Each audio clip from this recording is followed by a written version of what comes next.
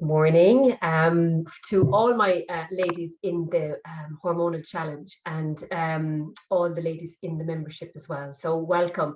We again have a very special guest on with us today, and I'm not sure, some of you will know Suzanne from previous challenges and you'll have met her and gone through some of the workshops she did with us, which was all around the pelvic area. And Suzanne is a clinical specialist and in women's and in men's health, I'd like to say, and she's got a lot of experience behind her when it comes to dealing with the pelvic area. And it's probably your speciality, I think, Suzanne, very, very much so. So anybody that's going through, I suppose, symptoms within the pelvic area or incontinence, I think, is one big thing as well that we've come across in many times, actually. And of course, when we go through menopause, this can be a huge factor because our estrogen is reduced. So the film really around shall we say, the pelvic area reduces, so it's like a sponge as such, really, but it kind of goes down into crepe paper as I kind of, so it gets very slight. So we can tend to go to the toilet many times, and there's the incontinence that comes with that. That's especially kind of during the menopause kind of area. But going back to Suzanne, she's here to give us a few hints and tips really to how we can support ourselves in the pelvic area with regards to our hormones, whether we're going through perimenopause or going through menopause. They're different, but still we all have very different symptoms and everybody will be very different. So Suzanne, if you can shed any light as to how you can support these lovely ladies in the group, we'd be delighted. So Suzanne Carney, and Suzanne is from up the country in Mayo, and she brings a lot of her knowledge from both from Australia, the UK, here in Ireland, where she's currently has her own clinic, and she's going to share with us now some of her experience in her hints and tips as to how you can support yourselves really in going forward. So Suzanne, over to you. Tell us. Thank you very much. You're just going to have to give me 1 second. I forgot to text my mother-in-law about something, and if I don't text her back, there's going to be another call coming through. And that's fine. We all have so many normalities when it comes to life and our kids and the house, and all these are just part of normal life. So how and when, it is how we manage them. And it's all part as well, again, of reducing that stress piece, I think, when it comes to the hormonal piece as well, reducing the stress on our system. So not really taking little things like that on board. Is that okay? Just deal with them and we move on. So Suzanne, over to you. Perfect. Well, thank you for having me on. I apologize if we have interruptions. The two kids are off school today because of a cough, COVID free, thank the Lord, but you just can't send them in when they're coughing the way they are. So if we have an interruption, I apologize. You're fine. So welcome. Thank you for joining us. Oh, can you let me share my screen, Michelle? Yeah, I will, of course. Yeah, thank you. Let me just give you the power there now. So try that there now, Suzanne. Mighty, yeah, perfect. Got that. Share.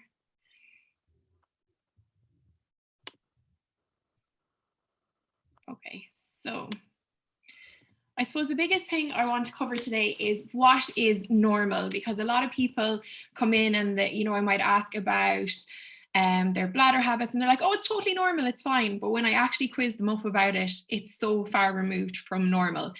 Same with bowel habits. So there's a lot of things that I want to kind of get clear as to what's normal, so then not to stick your head in the sand and ignore it, and kind of address the problems if you need to. So where is my little arrow? Cool. Okay. So the first thing I will always say is taking care of yourself is actually really hard work. There is so much that we need to think about. And I think specifically as females, we think about things an awful lot more in depth than our male counterparts. We have so much more resting on our shoulders in terms of perhaps our job, and then you come home and your other job is to become mom or look after the dog or do the housework. So taking care of ourselves is just such a huge job, and I think we have to put that as our number one priority job rather than the job we get paid for per se. So there's a whole list of things there that we need to be thinking about, not necessarily all the time, but it's definitely important to kind of have a few thoughts about them. And I'll go into them a little bit more in a second. So for me, I look at remembering all the B's. It just is a nice, easy way to think about things that we should be looking after in our bodies on a fairly frequent basis, I would say. So the first thing is our bloods. Bloods are hugely, hugely important to know what our normal levels are, what's abnormal. Is our iron good? Is our B12 right? How's our thyroid, liver function, all that sort of thing. Over COVID, it was really difficult to get your bloods taken by the GP. It was really difficult to even just get an appointment. And a lot of people wanted to avoid going to the GP because they were saying, you know, there's so many other things going on, I don't want to waste their time. But now is really important. If you haven't had your bloods done recently, please go and get them done. For a number of reasons, but I would say for me, I have seen especially men coming in recently that have had their prostate out, and it's way more advanced having the surgery than it would have been pre-COVID levels, because their PSA hadn't been taken and it's gone up and jumped massively. And now they're looking at not necessarily surgery, but maybe radiation on top of that. For women as well, looking at their hormone levels, you know, they've been suffering with perimenopause and postmenopausal symptoms. And it's important to know where your estrogen, progesterone, testosterone, all of that sort of thing is. So getting your bloods done is a really simple start point for anyone. It should be done at least yearly, if not twice yearly. The other thing we need to think about is our bones, particularly when we're going through kind of any time from 30 onwards, really, but coming into perimenopause and particularly postmenopausal. So we know that estrogen, again, those hormones it's just hugely important for the structure of our bones. Women, after they go through the kind of change in their periods and their estrogen reduces down, they're far more likely to end up with conditions called osteopenia and osteoporosis. Osteopenia is kind of the precursor to osteoporosis, which is brittle bones. And 9 times out of 10, you don't know that you have it until you find yourself in a situation where you've fallen over and just a simple trip and you've done a lot of damage to your bones. Or, you know, some people, when it gets to the stage that it's really significant, when they roll in bed or when they cough or sneeze, they will have a cracked rib. So looking after our bones is hugely important from a nutritional point of view. For me, from a functional point of view, if I want a person to maintain good bone health, I'm going to tell them to go out and exercise. So it's really important that we're looking at the vitamin D, all the nutrients that go with the bones, obviously calcium, but sometimes just taking calcium is not enough. We have to look at the physical and the nutritional side of things as well as the pharmaceutical. Leading on from that then is our balance. If you are someone who has gone down the road of osteopenia or osteoporosis, and you are suffering with dodgy balance, you're more likely to fall, which means you're more likely to have a broken bone. So we want to look at balance, again, from the age of about 30 onwards. Each year there's a little decline in our balance function. A lot of it comes down to posture. If you're the type of person that your head kind of comes out and you're leaning forward, you can start to see those changes in your posture. The further forward your head moves, the heavier it becomes on your body and the more likely you are to topple over because your center of gravity is changing. Also, from a balance and a bone perspective, sadly, if we fall and we break a hip as women, there's a huge percentage of women, over 50% in fact, that will be dead within the year if they have fallen and broken a bone. There's also a huge percentage of women that will end up in a nursing home because of this. And, you know, I know we're probably very young to think about all of this, but we have to think in the future as well and kind of be more preventative with ourselves rather than reacting to a situation. Blinks then I kind of refer to with regards to our eyes. Again, making sure that we're having our optical check every year. It's hugely important. I see Michelle has glasses, I have contacts in. I would have laser in the morning because I'm so fed up of it. But by getting your eyes checked, you're also looking at things like glaucoma, if your optical nerve is working right, is there any signs of diabetes in your eyes? So sometimes a check with your eyes could highlight a whole load of things that you never even thought of. So making sure that you're doing that every year as well.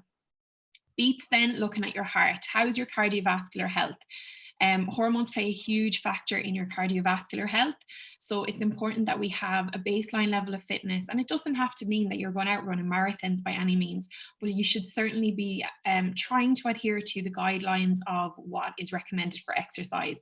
So they say 150 minutes of moderate intensity exercise in the week for all kind of adults. And then 2 to 3 times a week, we will be looking at strength training. But from a cardiovascular point of view, you want to be looking at that 150 minutes of moderate intensity. So that's going out for a fast walk, having a cycle, anything that's going to raise your heart rate. If you're thinking, oh, well, you know, I don't really know, like I'm checking my Fitbit and what heart rate should I be at? Don't stress about that too much. Just kind of think that you should be able to talk, but not sing. So you should be able to talk, but just about, and that's the kind of level of breathlessness you want to be getting to for moderate level intensity.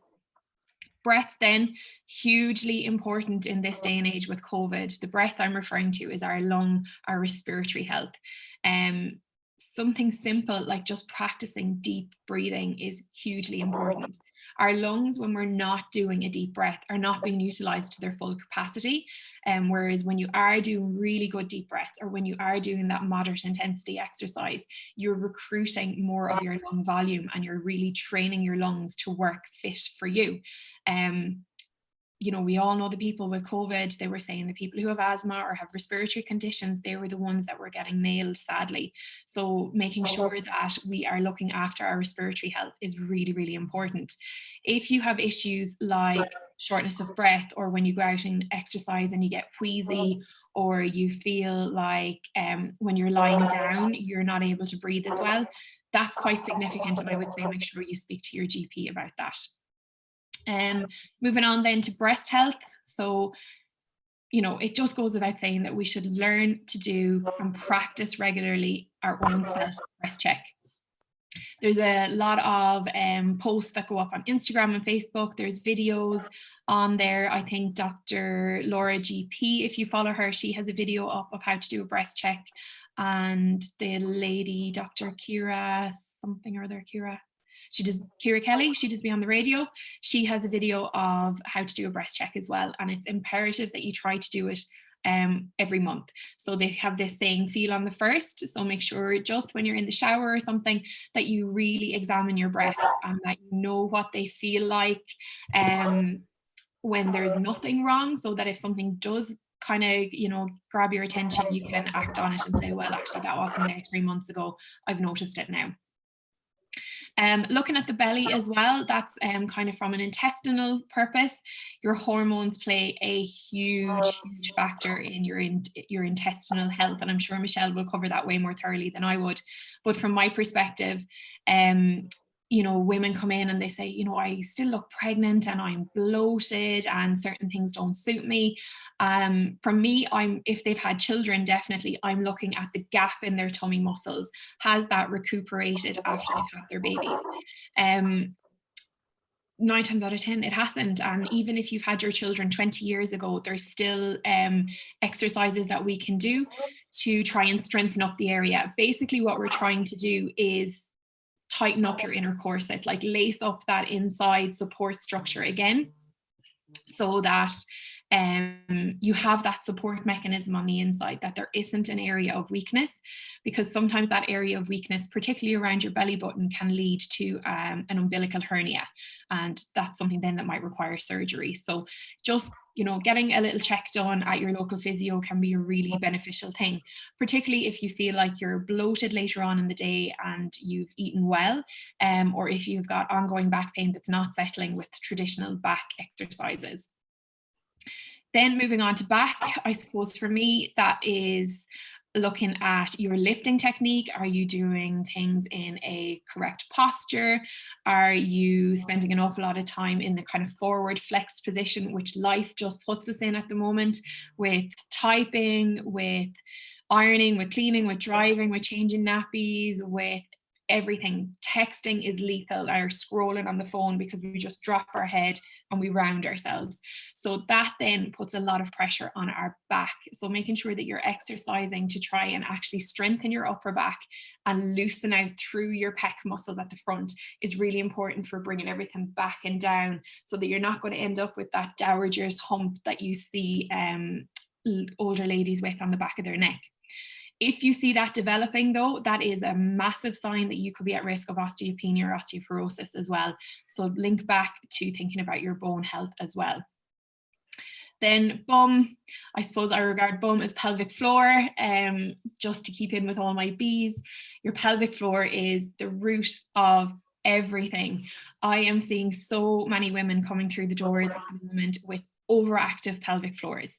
They're coming with feelings of heaviness, with feelings of that they're leaking, that traditional things they would have said were related to a weak pelvic floor, but that's not always the case.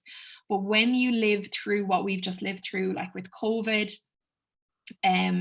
it's caused an awful lot of tension in our bodies. And when we do have tension of any kind, we revert back to our Stone Age kind of being, and we're waiting for the lion to jump out at us.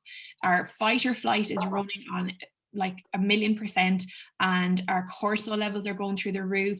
Your hormones are just sending your adrenaline through the roof, and we want to try and bring everything back to our rest and digest, to turn on our parasympathetic system.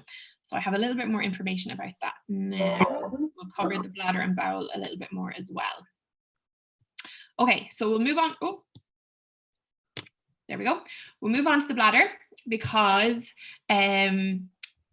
it's one of those things that people don't really talk about, and they might have problems with their bladder, whether it be urgency, frequency, leakage, chronic urinary tract infections. There's an awful lot of things that can go on with the bladder that are just not really talked about. So knowing what your normal is with regards to your bladder is very important. We would say that normal voiding frequency is 6 to 8 times in the day and once at night maximum. That might seem a lot to some people, and that might seem very little to some people. So if you kind of just do a little test with yourself, because nobody really would say they know exactly just off the top of their head how often they're going for a wee in the day. Just for a couple of days, mark down how often you have gone for a wee and see, does it surprise you? We want to aim for about 1.3 litres of urine produced in the day. It needs to be clear, non-smelly, non-concentrated, nice volume. Again, if you want to be really scientific, you can measure exactly what you're weeing out. The best way you can do it is get one of those 1 litre ice cream tubs or something like that. It'll sit in the toilet and it'll actually catch your wee. So if you wanted to be really particular, you could measure like that. Our average wee size should be about 400 to 600 mils. Some people just go to the toilet and they feel like they're absolutely busting, and then they say they tinkle out a teaspoonful, and then other people say, oh, I wasn't bothered about going to the toilet, but I peed like a racehorse when I got there. So having a look at how much you're actually weeing out at a time is very important. If you go to the toilet lots and lots and lots to wee out small amounts, that means that you have trained your bladder to just hold that capacity.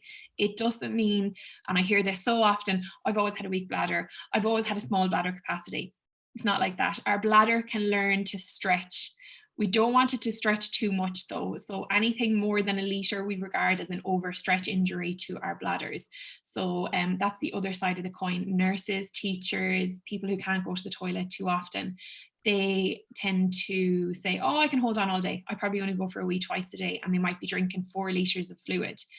They're at risk of having an overstretch injury and then having leakage because of that. Leakage of any, oh, my thing is very sensitive. Leakage of any kind is not regarded as normal. We don't want anything coming out that you haven't chosen to let out while you're sitting on the toilet, whether it be stress, so like with a cough, sneeze, laugh, lift, run, jump, intercourse, or urge, more so where you just feel like you were fine and then suddenly you were busting and you couldn't hold to get to the toilet. There should be a gradual onset of urge. It shouldn't be an overwhelming sensation to void all of a sudden. And there should be a steady, continuous stream. There should be no hesitancy to start when you sit at the toilet, but likewise, it shouldn't spray out all over the place either. There should be no straining to void to have a wee, and likewise there should be no burning or stinging when you're having a wee. If it's a case that it's burning and stinging, people automatically jump to the conclusion that they potentially have a urinary tract infection brewing. It might be just that you're not well hydrated enough, or it might be that you're putting in things that are irritating your bladder. So common things that irritate are caffeine, and that can be found in tea, coffee, Coke, green tea, chocolate. Other things would be spicy foods, too much raw tomatoes, cooked ones are okay, too much citrus, sometimes that can be an irritant as well. If those are the things that are kind of irritating, you just see if you can eliminate one at a time. Don't cut everything, because then you don't know what the true trigger is, but kind of work through that list. But caffeine is generally the number one that will kind of cause irritation to the bladder. Then looking at the bowel, again, this is one of the things that people are like, oh, I go normal amounts. And when I quiz them, it's really not normal. So we would say normal frequency is 3 times per day, down as little as 3 times per week, which seems like a very radical difference. What I would be more concerned with is the consistency of what is coming out. So you can see on the chart there, really what we're looking for is a type 4 stool. So on that one, it says like a sausage. It should be smooth, excuse me, it should be well formed, it shouldn't be hard, it shouldn't require a push to come out. It should be almost satisfying to feel like it's done and you're complete, and then you can just get up and go. Again, no leakage for any reason with regards to the back passage, stress incontinence or urge again. And this is something that is way, way, way more common in women postmenopausally, especially, than there's ever credit for. Simply because it's so embarrassing and people will not speak about it if they don't feel comfortable talking to their clinician about it. One of the main reasons for this is because of the reduced estrogen levels. The receptors at the closure mechanism at the anus, at the back passage, are heavily reliant on estrogen for the plumpness and the fullness and the pillowiness of that closure mechanism. Once the estrogen levels decrease, if you don't work on kind of keeping your pelvic floor nice and strong, then the closure mechanism is a little bit more floppy. There's a little bit more room for things to kind of slide out between the folds. And that's where women would say, I go to the toilet, I think I'm fully finished. And then the next time I go to the toilet, there's a little bit of a smear on my underwear. So really looking at speaking to your GP about the use of vaginal estrogen, if any of these issues are a problem for you, is hugely beneficial. People are quite reluctant to go on vaginal estrogen due to poor information a lot of the time. It's not a strong dose, it's not HRT. It's a very low dose that is targeted to the vaginal area, and it works on your bladder health, your vaginal health, and your health at the back passage. It's very important for lubrication and the structure of the vaginal walls, for comfort with intercourse, just for general comfort on a day-to-day basis. Some people find that the vulval area gets very dry and uncomfortable, and even the knickers rubbing against that area can be quite uncomfortable for them. So looking at vaginal estrogen is hugely important. You have to be on it for every single day for 1 whole year for it to be the equivalent of a HRT patch. There's loads and loads of reviews coming out to say that nearly all postmenopausal women in particular should be on it if it's suitable for them. Again, going back to the bowels, I got a little bit sidetracked there. There should be a gradual onset of urge. It shouldn't be like, oh my God, I need to have a poo right now, and you have to drop everything and go. There should be no straining for it to come out. That's hugely important. There's women that have never had children that would have significant prolapses, and when we quiz them off, it comes back to the fact that they've been chronically constipated their whole life and they've strained and pushed to have a poo. That is a significant pressure put on your body, and when you push and push and push, it's putting pressure downwards on your bowel, your cervix, your uterus, and your bladder, which can cause a prolapse down the track.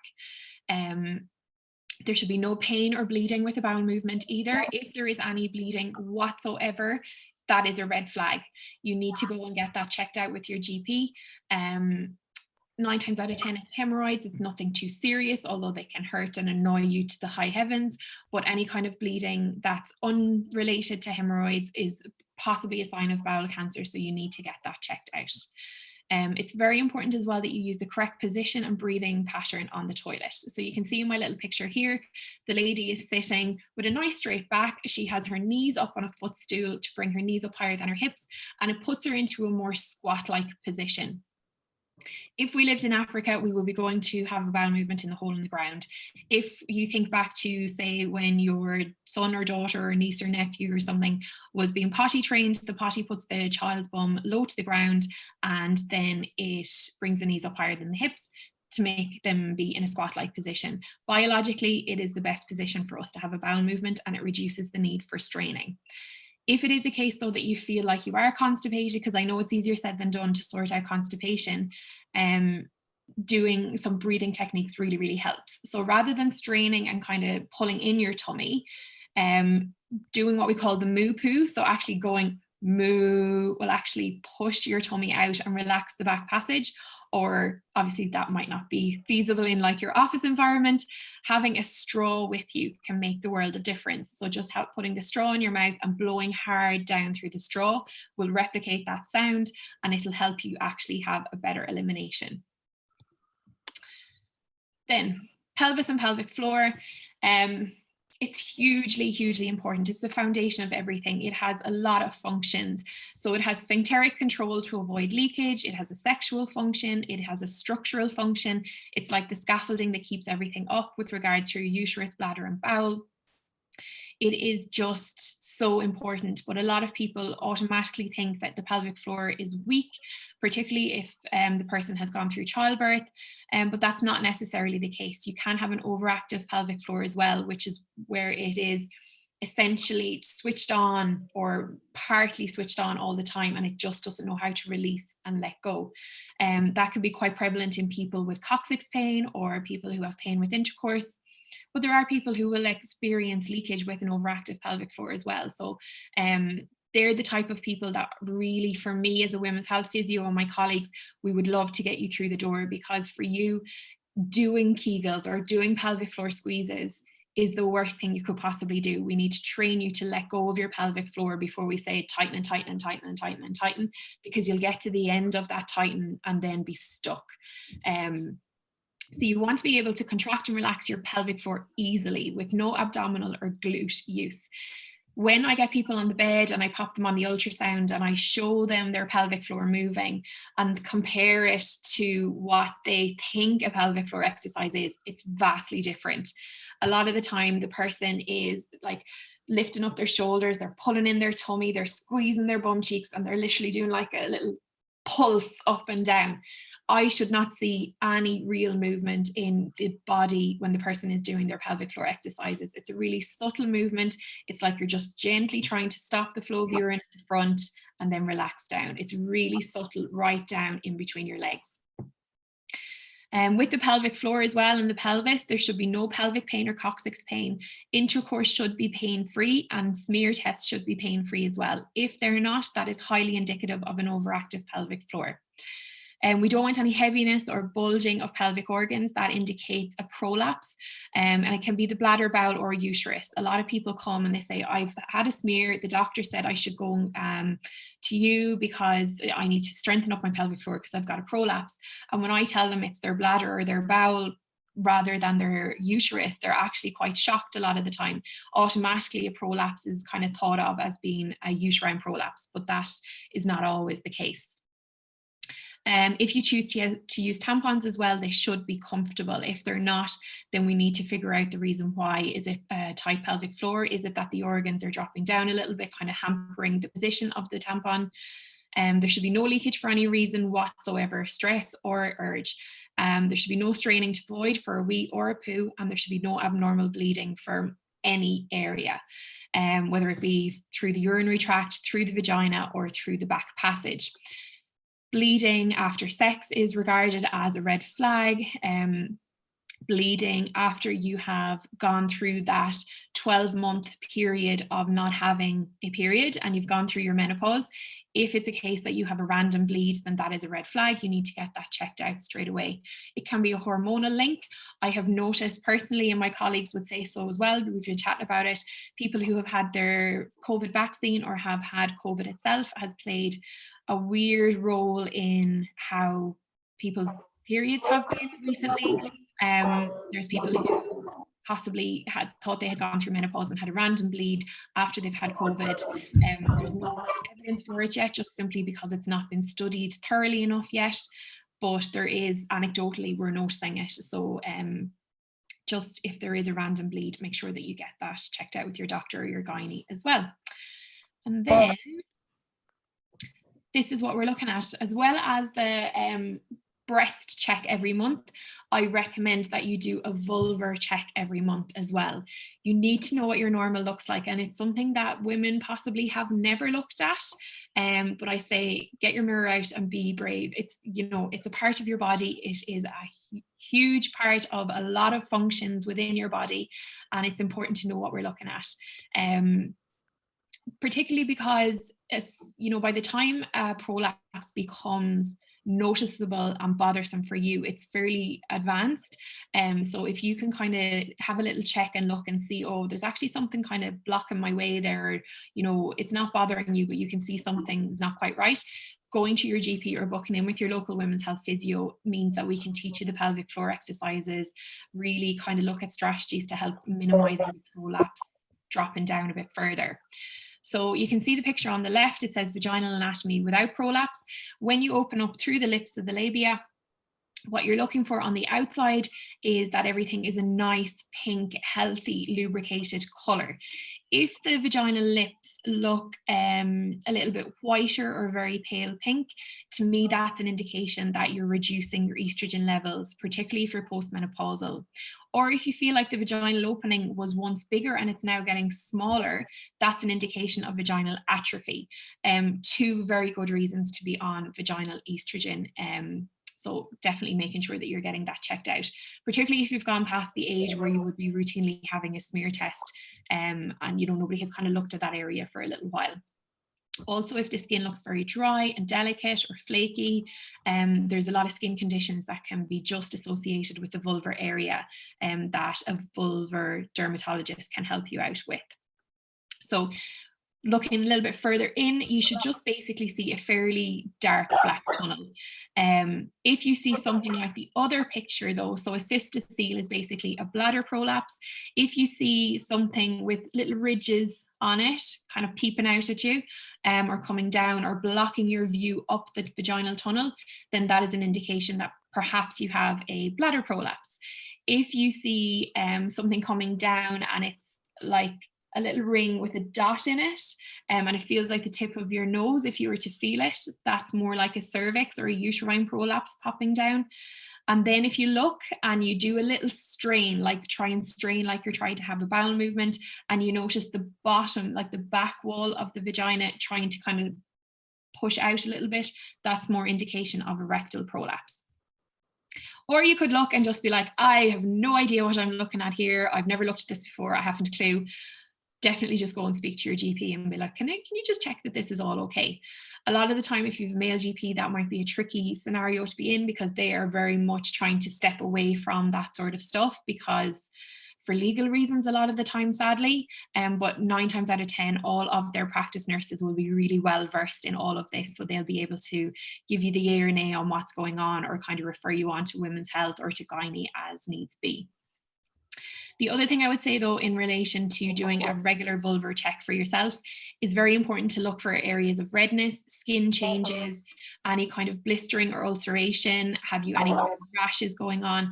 Vulvar cancer is getting more and more prevalent, and unless you know what your normal is, no more than the breast check, you need to be doing your checks to know what's going on and to see any changes.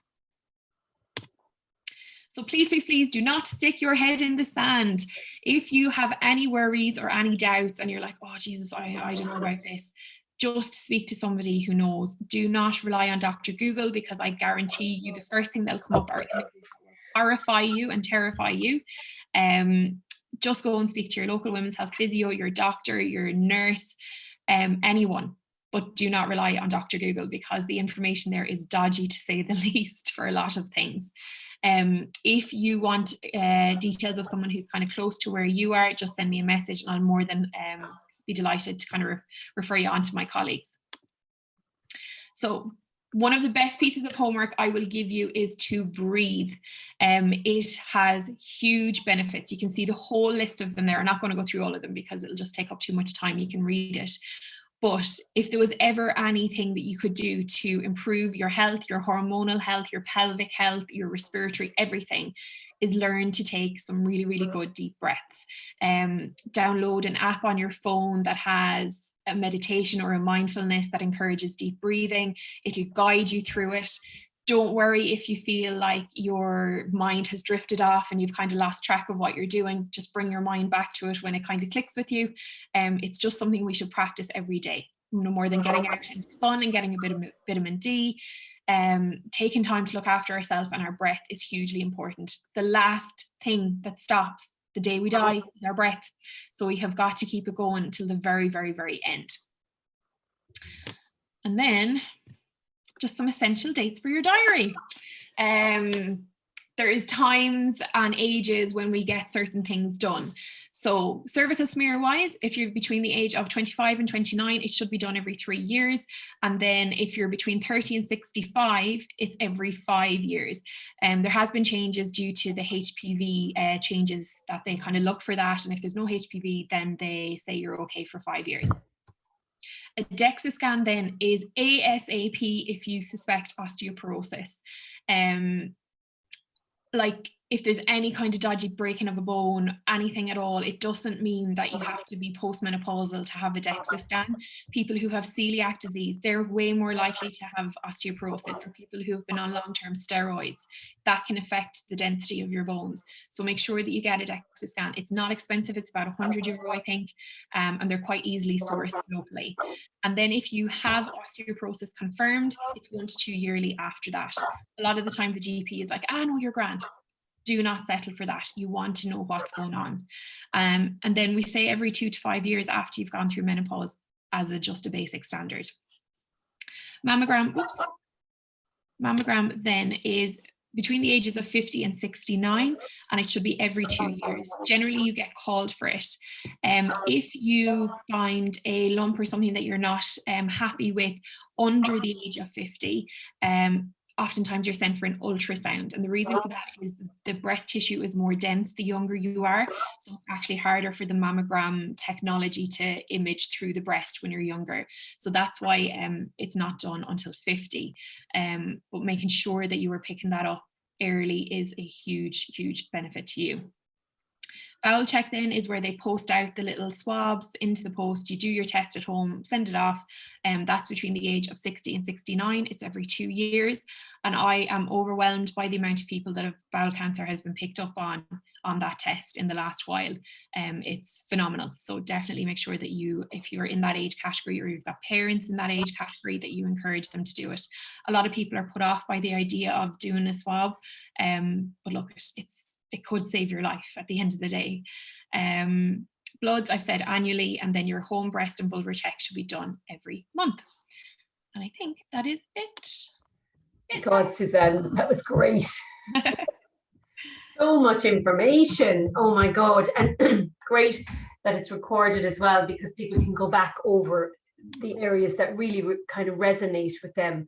You know, you covered off so much that it was absolutely great, because there was a little bit in there for so many different ages, I think, Suzanne, you know, so you're looking at the different categories, but you also looked at, you know, very specific to menopause and perimenopause as well, and especially post-menopause, which again are very significant years, because they say between the 50s and the 60s is nearly like Sniper Alley if we don't really look after ourselves, you know, because when the estrogen drops, we're not expecting it to have such an impact, you know, and some people will be worse off than others, because due to genetics, or maybe due to how their body reacts with the, you know, the estrogen depletion, they might be okay. But then as time goes on, if it's not managed correctly, or if there's too much stress coming onto their system, it can have other impacts as well with regards to sleep, digestion, as you mentioned there, you know, even bone health, and so forth. There's so many ongoing and knock-on effects if we don't look after ourselves during those years, really, Suzanne. And as you said, after childbirth, now not everybody may have children, but still they need to be so aware of what's involved in that self-care piece. So it's from the top of the head right down to your toes. And I love that piece on the breath, because it's the minute we come into the world, we breathe and we have a cry, maybe not. And as you said, it's the last thing we do as well. So, and funny enough, I have a yoga teacher coming on doing a workshop, and she's doing breath work with the group as well. So fantastic. So that will really align in with what you've said, you know. So that breath work, it's Wim Hof breathing, and he does a lot of deep breathing, you know. So, and again, that lungs, getting into the lungs, getting that full breath really supports that. So Suzanne, you mentioned different things there now with regards to that pelvic area, and especially around the vagina, which I think in women, it can get very dry, right? And I totally agree with you. When you come to that, the vaginal, you can get different gels, and you can, you know, from the doctor on prescription. And again, great really with regards to how we can manage it now as we get older, because it can cause a lot of discomfort, and it can also cause a lot of onset symptoms as well if it's not looked after. But I just wanted to ask you there with regards to, you know, you mentioned and you showed the diagram very clearly. In each diagram, you know, if somebody, you know, as you said, doesn't know or they can't visually see, you know what I mean? So with regards to checking themselves, is there any other symptoms that might tell whether they've got a prolapse with regards to maybe going to the toilet? You know, I know the bowel now would be quite a significant one, but maybe with the vagina, would, you know, rather than looking and see and saying, oh my God, I think that's me. Panic. I would say symptoms kind of externally, you will feel like in your lower abdomen and kind of maybe out to the sides a little bit, you might feel like a heavy dragging sensation. Some women even say they feel like the tops of their legs feel heavy and sore, or it might be that they feel fine earlier on in the day, and then as the day goes on, particularly if they're standing on their feet for a long period, or they're maybe looking after grandchildren or children, or they're a farmer, you know, that they find that the heaviness starts to get more significant as the day goes on, and they just feel like they need to sit down. They say they might not notice anything when they're lying down, and that's because gravity helps to kind of bring things back in. Other things might be that they find they do their wee, and then when they kind of jiggle or change position or kind of stand up, another bit will come. Or the same with the bowel, it might be that they find that they can get some of it out, and they almost feel like it's there, but it's gone into a dead end. And again, they might have to actually utilize like their hand underneath to support the perineum to kind of push everything back the way it should be. So there's a few different things that would kind of maybe make us think about a prolapse. A prolapse, and then obviously going to the doctor and getting advice, or going to someone like yourself.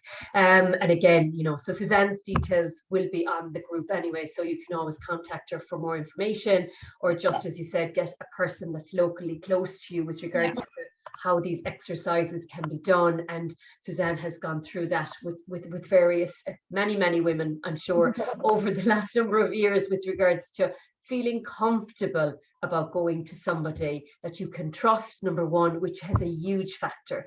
Trust in somebody that and feeling comfortable with somebody. So and I think that has a huge factor as well, because we're not always in that space where we can feel comfortable. Suzanne, you know, it can be a very awkward time, really, especially when our mood might be low and we might not be feeling great. So all the more reason then to use nutrition, use diet and so forth, and exercise, really to empower us, number one, but then identify if there is things that need to be adjusted, needs to be realigned, well, then we feel better about going for the help that we might need to move it. Yeah, and I think we have to look at, say, all the things I covered there, they're like each little individual piece of the jigsaw. So say someone has osteoporosis and they also have a prolapse. So because of the prolapse, they don't feel comfortable exercising, or they have leakage and they think, oh, well, I can't exercise because I leak. You can't sacrifice your bone health for vaginal health, and vice versa. So, you know, a lot of the time people come in and they're like, oh my God, why didn't I just do this earlier? Because it's never as bad as it seems. Any of us that have gotten into this area of physio, we understand, like, we know what it's like to have a vaginal examination done on all of us. We don't care if your legs are shaved or whatever, like, we don't care.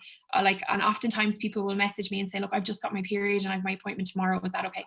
Makes no odds to me. It's just a normal biological function. We work around it. So never be put off about going to a women's health physio. Like, we really want to make an improvement in the health and well-being of women in our area, and like everywhere, but particularly in Ireland, because we're not looked after well in Ireland. Yeah. So don't put your head in the sand.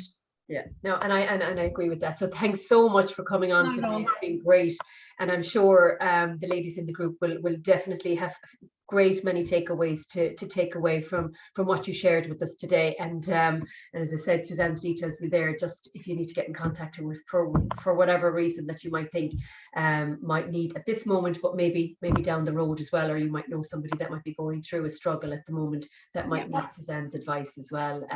So Suzanne, thank you so much for coming on. We appreciate it. And as I said, lovely to see you again. And yeah, the best of luck with the kids. Hope they get better soon. I'm surprised they haven't come in. That's probably maybe not a good sign. I better go and check on them.